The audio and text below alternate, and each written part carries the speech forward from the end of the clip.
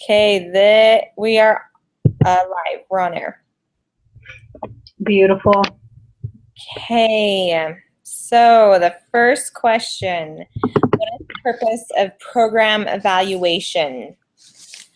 I just put it's a systematic way of gathering information that can be used to inform good decisions. It's a series of pre-tests, post-tests, numbers, and charts. It's much more than that. Did you have anything else with that? What the fetch? My computer's doing weird things. I'm sorry.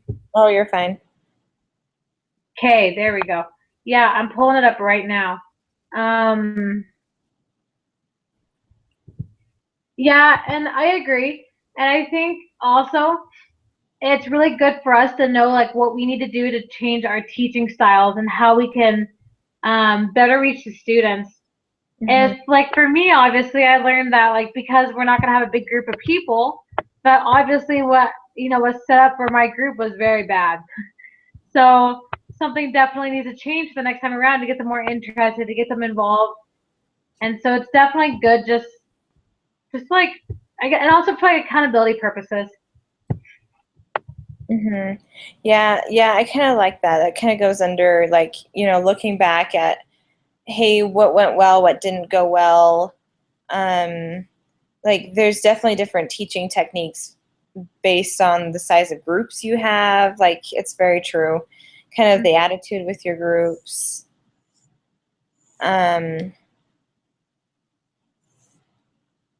Sorry, 460. And then yeah, so that's kind of along the same lines as what you were talking about. So why is it important to have a clear understanding of your vision and the program goals and objectives for your FLE program before assessing the FLE program? So I kind of feel like goals and objectives kind of give you a clearer or larger picture of your desired outcome, because I really liked what it talked about in the reading about how like lots of people have a lot of different vision or like goals of what they want to see the end result being. And so you kind of have to, it kind of makes it difficult to have a combined vision. So goals really help with that. They kind of give more of a step-by-step instruction rather than just a specific, rather than just a general vision, because everyone can be on different pages.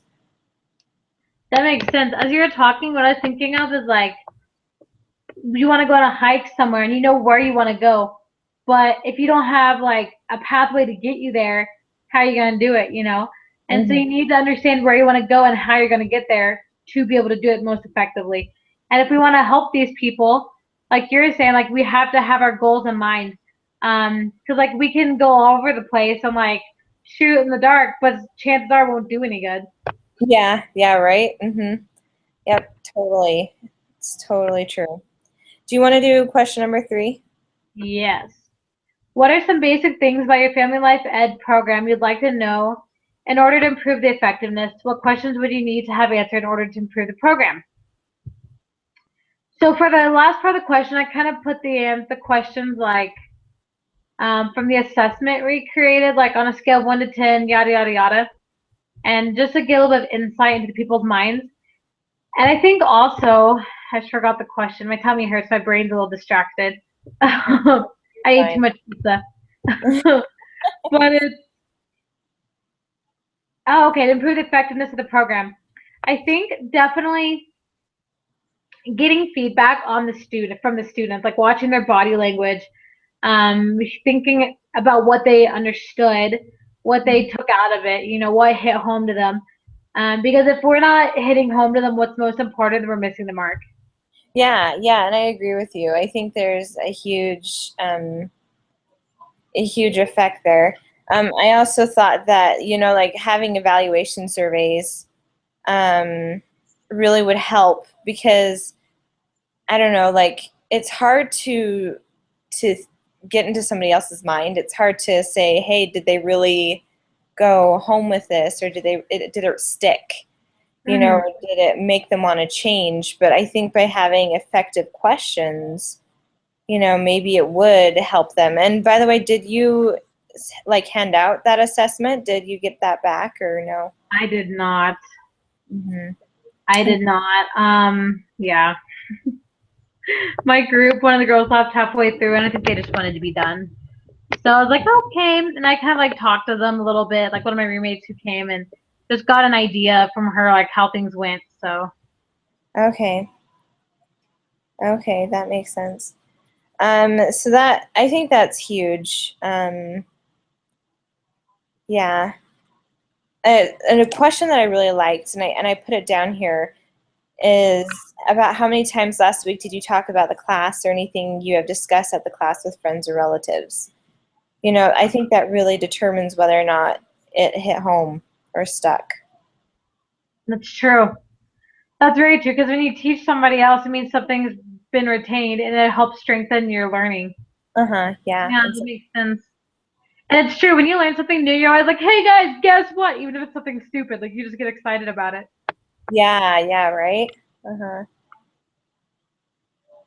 So do you want to go ahead and go on to 4? In a nutshell, what is your plan for assessing your FLE program? Reimplementation peer accountability tier, wrong time of day or wrong place, program clarification, progress towards perfection, and program impact tier. Wait, what am I talking about? Okay, sorry, I'm reading the wrong question. Sure, I can't reverse. I know, I'm like reading this. I'm like, this doesn't make any sense. Okay. Right, I'm a little confused, but In a nutshell, what is your plan for assessing your FLE program? Okay, so we were going to do surveys, kind of a handout, kind of giving them a tier of rating themselves of how much they actually learned in their class, based like on a 5, 4, 3, 2, 1, I think. Yeah, specific questions. Can you think of anything else that we're I doing? think that's about it. To be honest, I think like just like you said, doing a questionnaire and just talking to people. Mm-hmm. And I think you can, as we kind of said, you can learn a lot from just like watching their body language and like how they interact, how much they're actually gaining. Mm-hmm. Yeah, and so this was interesting. In the reading, it talked about how like level 4 evaluations go from informative to summary, and they need to only be done by trained professionals. And I thought that was very interesting, like a guide to follow, is that we have to be more informative, rather than like summary or kind of filling in the blanks. Because, you know, like it was talking about in chapters later, is that we just don't have that training done yet, right? Mm-hmm. Okay, so let's go to number 1 of the next one. Do you want to do that one? How can the FLE Code of Ethics strengthen your practice and relationships with those whom you teach? That is like such a broad question, in that there's so much that could be an answer to that. I mean, obviously, first off, from a selfish standpoint, it's protecting you and you from liabilities, government, legal liabilities, infringing on family, all these things. It's fostering a good relationship with them, strengthening them, and you're more effective than if you were to like just go off and do whatever you wanted or get too personal. Like you're crossing boundaries that shouldn't be crossed. And this way things are clear and concise, and like everyone's on an understanding and agreement, and everybody's respectful of each other despite who they are, where they're from. And that kind of also reminds me, like it's very, kind of those boundaries also give you direction, you know, because if you didn't have boundaries, then there wouldn't be, like, you wouldn't have goals, you wouldn't have like many people uniting on a common goal, you know, which produces great results, you know. And so I think with those ethics, they produce those boundaries needed to actually make a difference, you know. Sure. And I also feel like those code of ethics really give, not only protection, but also gives opportunities for caseworkers or for teachers to make an impact to the family, because they're on the family side, you know. And No, that's definitely. And that very, reminds me of like the laws about children, how you can't be alone one-on-one with a child, like if you're working in a facility. Because like you never know when the child's gonna lie and be like, so and so touched me in my private parts, and who are they gonna believe, the teacher or the child? Like, let's be honest. Sadly to say, they're gonna believe the child 99% of the time. And so you know, if we didn't have those code of ethics, we get ourselves in those same situations where we get in trouble, and it's like the person against the people, you know. And so you Yeah. just definitely, like you're saying, you just need to keep your boundaries and Hmm. stick with it. Yep. So, what specific principles captured your attention? Why? So, I kind of liked the ethic. I will strive to understand families as complex, interactive systems where parents have the primary responsibility as educators, nurturers, and limit setters for their children. I really like this ethic because it shows that, you know what, we're on the family side. We're not here to take away your kids. We're not here to like point fingers at you. You know, we're here to help. You know, we're on your side. We want you to be the best parents you can be. You know, and I really like that. I think it's a very core, you know, value or belief of what we as family life educators should be focused on, you know. Totally. Not tearing apart families, but keeping them intact. And that Hmm. kind of ties into one of the ones I chose, which was helping adults recognize their strengths while setting goals for the family members. Because I think, like, you know, I've been going to counseling for a long time, and if I go into the counselor and I'm like, well, these are my issues, he's like, well, you suck at life. Or I had a counselor once, little tangent side note. I was talking about my ex-boyfriend and my struggles. He goes, yeah, I wouldn't date you either. I wouldn't date you again either. Because everybody changes on and on. I'm like, thank you for like dropping my self-esteem. I mean, you're like a terrible person, right? And so if you don't build upon somebody's strengths, they're not going to want to change. They're just going to be hard-hearted and frustrated and down on themselves. And if a family is about to have CPS intervene, the last thing you want is for them to be more stressed out and frustrated because they're going to have issues. But Hmm. like if you show them on their side, like you're saying, strengthen them. Say, you know, this is the good we see you have. Let's build upon that good and let's use the good you have to reach these goals. You know, Hmm. they'll kill two birds with one stone, like both the things that we're speaking about. Yep. Yep. Totally. Totally. Totally. You want to do number 3? What questions do you have related to the code of ethics, Rafali? Um, I think for me, one of the biggest things I was thinking of is like how we remember everything, because Yeah. that's a ton. Uh-huh. Yeah, it's almost like you have to like print it off and like post it on your wall or something, right? They probably do, to be honest. I don't know. Yeah. One of my questions actually is how do you combine two principles that seem to contradict? So, for instance, the principle or the ethic, like we're on the family side, we won't do, like, we'll respect their cultural differences and ethical differences, but at the same time, we will make sure we report like abuses to the states, you know. But then, like we're learned in our case study, well, one of those abuses or seemed to be abuses was a cultural thing. You know what I'm saying? Like Hmm. they came and said, "Hey, it's just my culture." You know, so it's like, how do you appease both of those ethics, you know, or the principles? So that's kind of the question. That is hard. And see, that's something I think about because I was talking to a friend of mine today about like, just like, because my friend, he's a very blunt person. He's from Vegas. He's half Ecuadorian. His mom is spicy and fiery, and like anyone who comes in her way, she'll tear him apart, you know? And his dad's a white guy. And like, we're talking about cultures and how every culture is different. And you're right. Like, we can't just walk in and be like, well, how you do things is wrong. But at the same time, it's like, there are things that need to be tweaked, you Mm-hmm. know, in every culture. And so like you're saying, like not stepping on their toes, but also making the necessary changes that need to be made. Mm-hmm. Yep. So true. Um, how is your value system likely to influence you as you teach? Well, I think the values will be the basis of what I work for or believe. So, like these ethics or whatever, they're going to be the very base of how I'm going to approach the situation. So, I'd want to review these before each case just to kind of put my mind in the right spot. You know, to kind of be like, hey, you know what, like this is what I need to be focused on. I need to be focused on the family. I need to be focused on helping them, but at the same time trying to make them do better or try to correct the like abuses that I might be seeing, you know, like just trying to always keep that as the very base of how I build my workshops. Hmm. And I think it'd definitely be hard not to integrate the two. But like it's who we are, it's what we stand for, Mm-hmm. and we would definitely have to keep the balance and not like pushing our beliefs on them, But at the same time, like, I think, I love talking. I was thinking, like, it's super important, I think, that we go back to knowledge. Because we know that these things are true. It doesn't matter what I say right now, other than these things are true. Forget my beliefs. Obviously, our beliefs will be backing it up, but for all they know, it's just, this is proof of what works or not. So that's interesting. Yeah. Okay. Do you want to do question number 6? Oh, number 5. Do we? Yeah. Oh, I guess we kind of talked about that. Just like how you'd approach working with someone who has different values from your own. Yeah.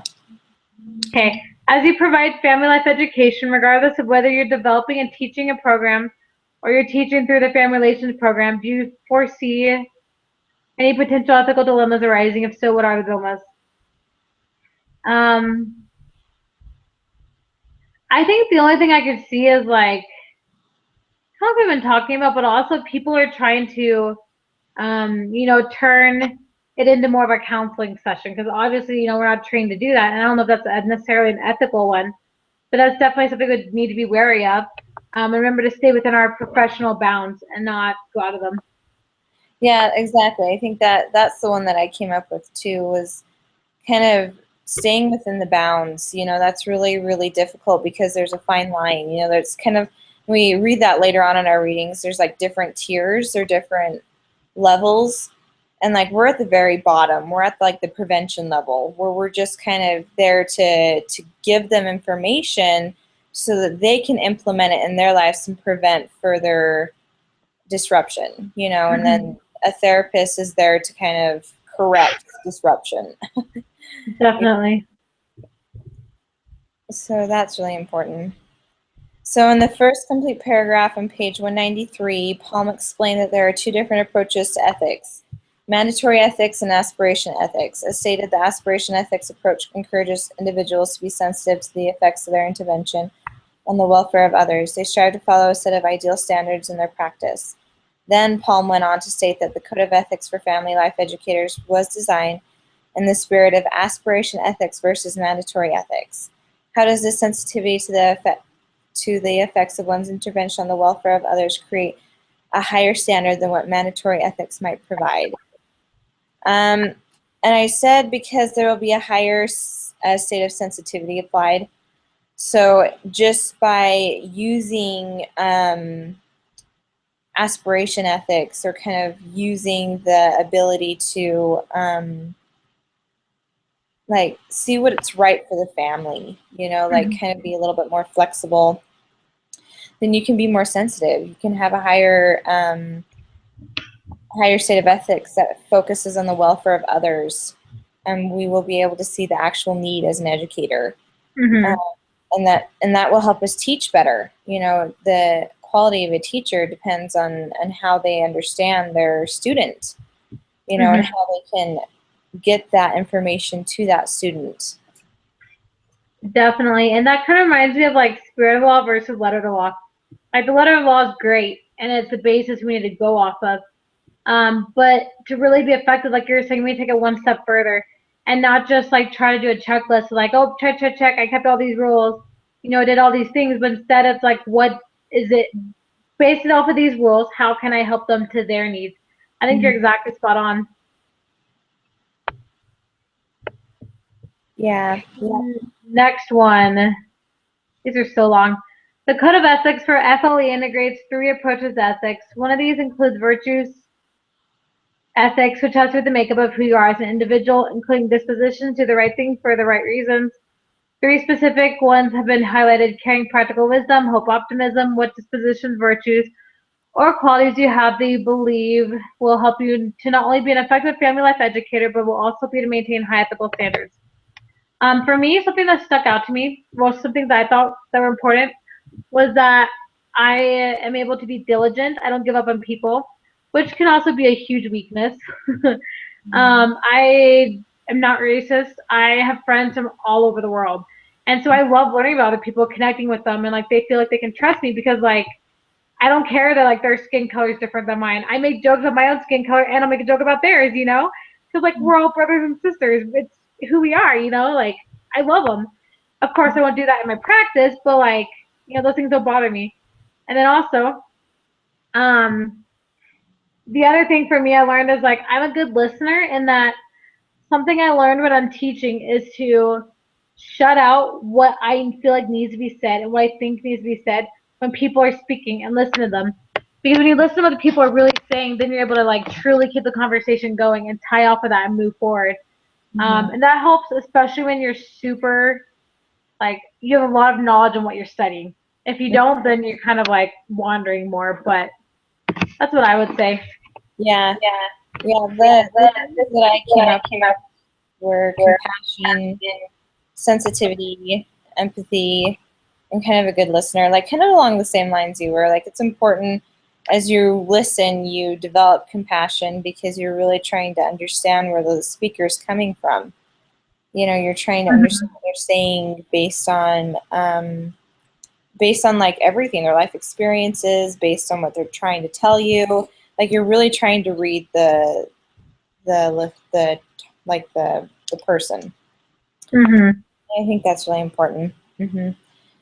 So, in a nutshell, what is the basic purpose or goal of the article from Myers-Walls et al.? They talked about the relationships between family therapy, family case management, and family life education by asking the questions why, what, when, and for whom. There's been a lot of frustration with clarifying these roles and responsibilities, and I really appreciated that because I really liked this article because it really helped me see the differences between the three. Definitely, I agree. So I feel like we're kind of addressing all the questions, the remaining ones together, but yeah, it definitely helps us see the difference, and it helps us understand more firmly this is and is not what I can do, and so I need to stay within these realms.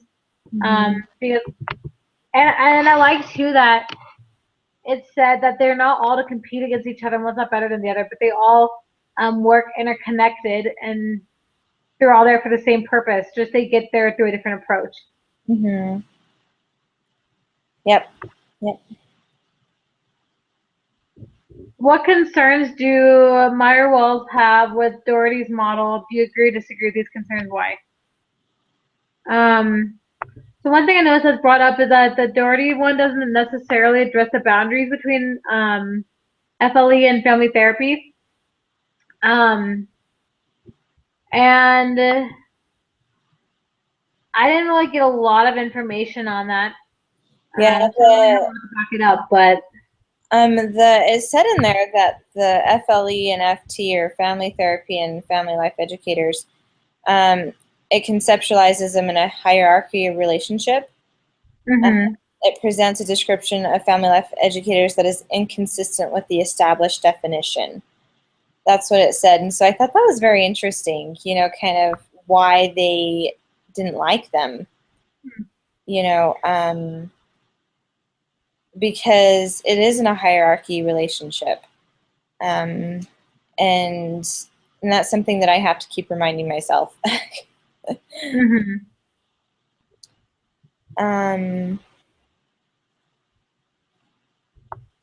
And this is something cool also that I read in there, was separating information and advice from feelings and support is neither possible nor desirable.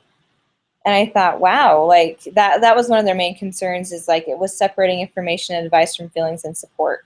Like, we can't do that. Like, feelings and support should be in information and advice, That's true. Definitely true. Sorry, I'm about to sneeze. That's okay. Oh. So, what is your role and responsibilities in working with families as family? Bless you. Working with families as a family life educator. If you had to choose 3 words that best describes the role of family life educator, what would they be? I would say teach and foster skills.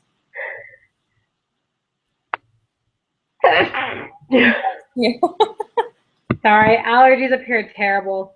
Yeah, I understand. So teach and foster skills? I like that a lot. Mine are kind of along with that. I put educator, professional, and confidant. Oh, I like it. I think those tie in very well together because we definitely it's kind of like the fish approach, right? Teach a man to fish type thing. We Yeah. definitely do need to enable them and to teach them, but at the same time, we need to keep our boundaries. Um, and we also need to develop the trust with them that they don't think we're just gonna go and tell everybody their life stories and like, talk to Joe Schmo about them. And they need to know that we're someone who loves them and we're gonna look out for them, but we're also going to do what's best for them, whether that means pulling in CPS if necessary or whatever. But yeah, we definitely need that trust with them. Yep. Agreed. Okay, what types of services are you most qualified to provide for our families as a FLE, FT, or FCM? Um, so basically what I put is for FLE, you teach basic principles, let them govern themselves, as Joseph Smith once said, and you can refer to them to other services. For FCM, you make sure that they're abiding by the legal laws and help them to get that happening. And then for family therapy, you actually go in and like fix issues. Yep. More specific. Yeah, that's basically what I had. Like, just for family life educators, teach and foster skills related to communication, typical human development, good decision making, positive self-esteem, and healthy interpersonal relationships. Got the same thing you got for family therapy, and as a FCM is to work with families across service systems to enhance their capacity to care for and protect their children. So yeah, got the same things. Okay, why is it so important that whatever our training is, we understand our limits and boundaries when working with families? I think it's important, like we were just discussing before, because it's really easy to get caught up in I guess, passion and compassion. Like, as you're really passionate about the topic you're trying to teach, or you're really passionate about helping people, it's really easy to get caught up in your compassion for them and saying, oh, I see your issues, let me fix them. Or like, you have to kind of keep your professional role there. Definitely. I agree. And I think it was in the reading, but thinking about the analogy, I kind of thought like a heart surgery needs to be done, right? Like a nurse can go in and be like, well, I know all about the heart and the arteries and the veins, yada, yada. And she's right. She probably does. But that doesn't mean she's qualified to do a heart surgery, She needs Yeah. specialized training. And I think it's the same thing with us. Like, we'll know a lot about families, a lot about what works and what doesn't work, but it's not our job. And we're not specially trained to go in and to fix these mental illnesses and to rectify struggling families. We can definitely help, but we need more than just what we have here. Exactly.